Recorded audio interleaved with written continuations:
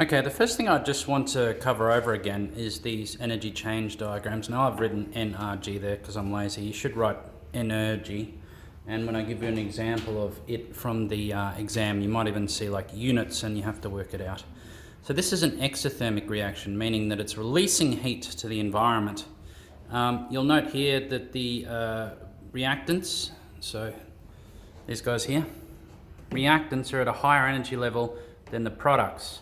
Now that's your activation energy there, the temperature it requires to cause the reaction to start then to cascade and end up at the final product. So if this was burning a match, that's the match head there. It exists at this chemical energy.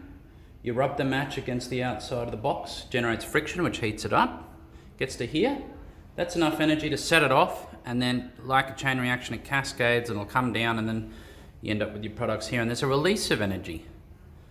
And that's what we would refer to as the delta H. So we were here, we ended up here, and consequently, if you were to do final minus initial, that's a bigger number and that's a smaller number. So what kind of number are you going to get? A negative delta H, a negative number there, so a negative loss of energy. So when we represent the enthalpy, the delta H of exothermic reactions, it's referred to as a negative enthalpy, which is the release of heat. Now for an endothermic process, the reactants are at a lower energy state than the products. Now the activation energy is the same. You still have to take the entire process to the activation energy, then it'll cascade, but the final product will end up at a higher level. And again we have delta H, the enthalpy. Now we got final minus initial to get the change. So that's going to be a bigger number minus a smaller number. What kind of number are we going to get? Positive delta H.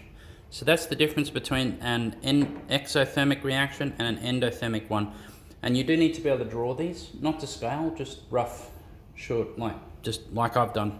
These would be enough to get like your A in the exam, making sure that you're able to label EA, energy activation, the delta H, and on the odd occasion you might be asked to draw a catalyst pathway, which you just draw a smaller dotted line down there, and that's the secondary pathway offered to reduce the activation energy, which will result in more productive collisions and therefore a higher rate of reaction. Thank you. All right. Yeah. Brilliant. Oh, why is this?